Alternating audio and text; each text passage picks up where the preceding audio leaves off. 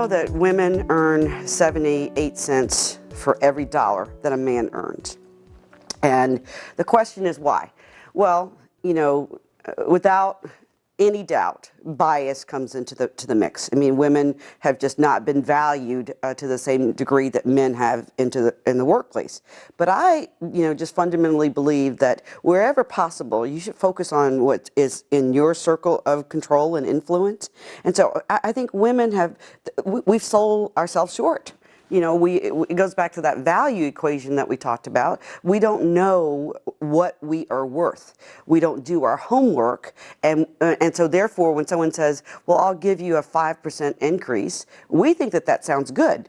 But if everybody else is getting 8% or 10%, then we're not getting our fair share. So the first thing that we have to do is we have to know our value. Every female leader should spend time, studying the market. What would I get if I were to go out looking for another job today, right?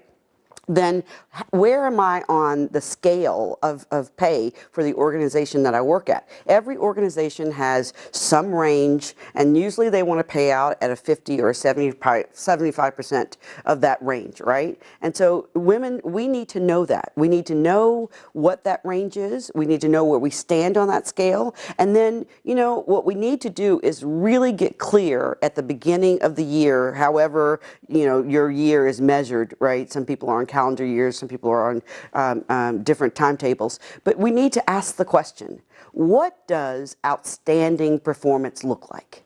And if I deliver X, Y, and Z, will that qualify me for the highest level of pay increase, for the highest level of stock distribution, and will that put me in the pool to be considered for higher levels of responsibility? Now, people might say, well, that's a lot.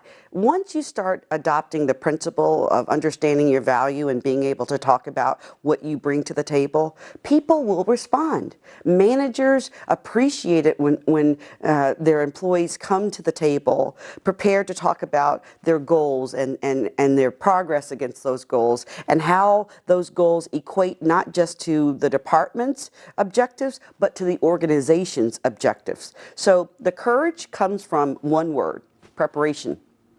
If you spend time preparing your thoughts and preparing a story that explains who you are, what you do, why they should care, then you are setting yourself up to be ensured that you will get the kind of compensation that you deserve.